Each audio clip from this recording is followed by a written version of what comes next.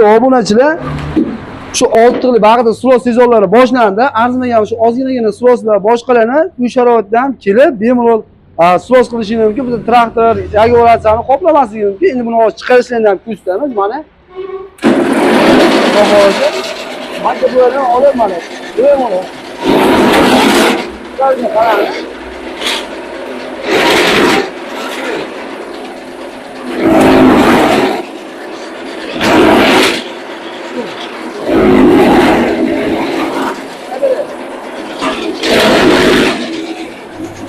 Agar shu yusimda chiqarib tursa, bir kunda Xudo xolasa, ikki moshina silosni ham o'z sharoitida chiqarishingiz mumkin.